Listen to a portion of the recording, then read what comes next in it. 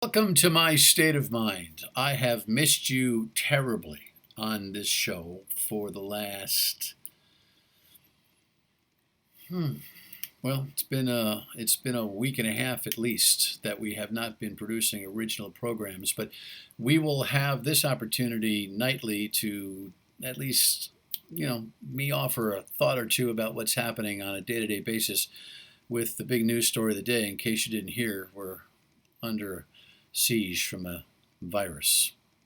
It's incredible the way this whole thing has taken over our lives and just been somewhat of a suffocating presence on our quality of life. And now that the numbers are getting higher and higher with fatalities, it is a real fine line to keep our wits about us and our confidence that this whole thing is going to get better. But my faith tells me that it will get better.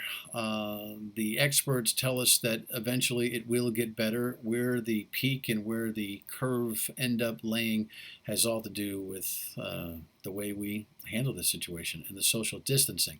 But on a program note, I'm going to offer just these commentaries for 5 to 10 minutes each night, perhaps longer if I get on a bender, here on the website on WPRI.com. And for now, it'll be a substitute for the program.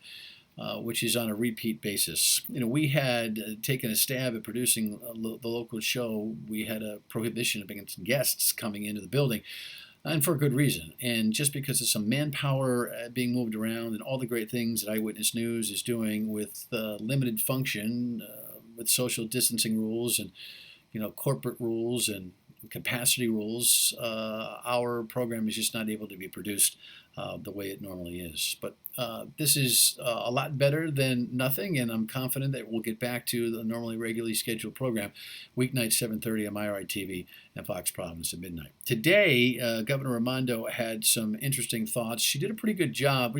Well, look, overall, let's just say that the governor deserves high marks for the way she has taken this bull by the horns and is moved Rhode Island into a place where we really have been a little bit ahead of whatever the curve is supposed to be.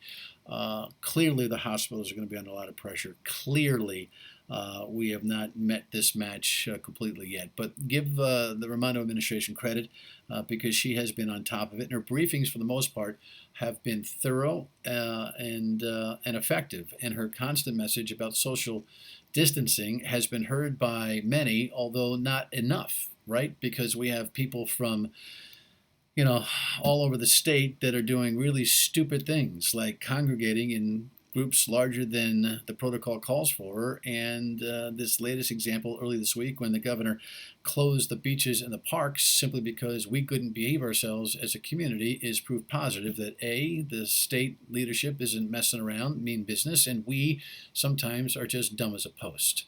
Look, this social distancing thing rather, is a really, really important skill that all of us can employ in fighting this virus. And every time that we do not employ it, think about the doctor or the nurse or the frontline person in our community who's putting themselves at risk in trying to fight this disease and having to deal with the trauma of lost lives or fighting the trauma of lost lives.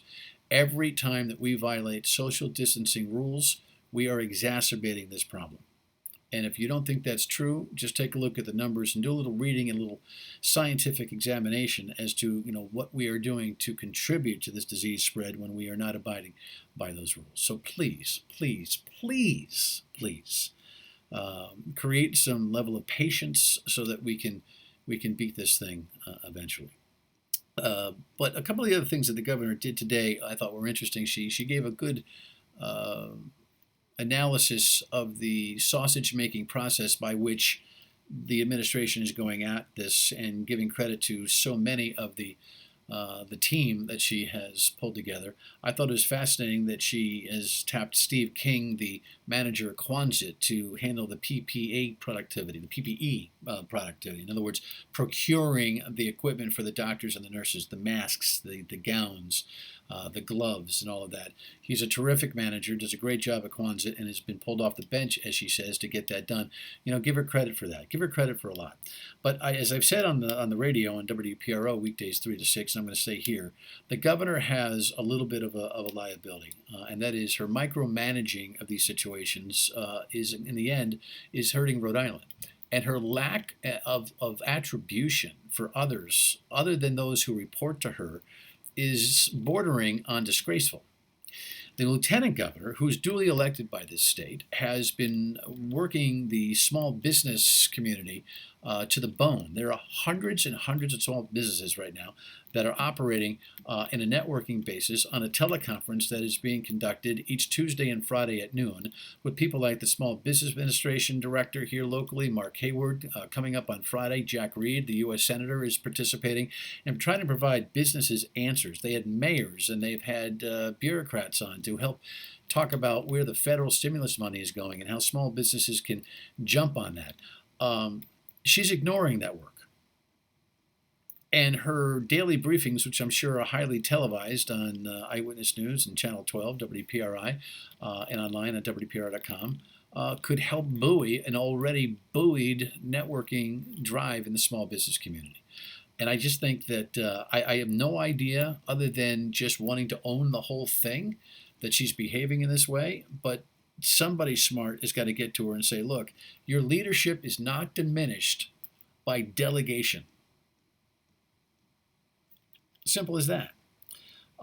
Additionally, the governor said something which I thought was frankly juvenile today when she, in response to a computer-driven question in these press conferences, she's cordoned off the press only to the internet lately. The question was, is this going to continue? And why can't you do like other governors have done and provide a space, ample social distancing space for reporters to come in and do the things that they do, which is to ask questions and follow up. This ridiculous routine that she's got where Margie O'Brien, who's a great egg, nice person, accomplished journalist who works for Capitol TV now, who has to sit there and just read what the governor can read on a computer screen. The question comes in, the governor could read it, so she's reading it, and there's no follow-up. And, I don't know, this thing is not functioning. It's not functioning. It's not serving the state. And the governor said, well, listen, I just don't want to violate my own rules of social distancing. That's pathetic.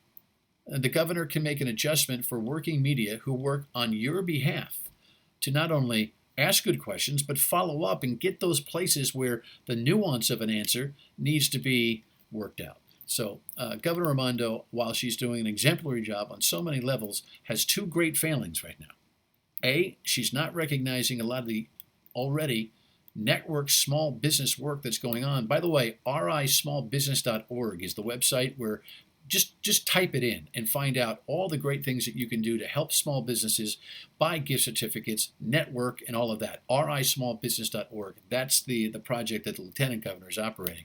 And secondly, she needs to get the press involved because there are just too many nooks and crannies of information that people need to get.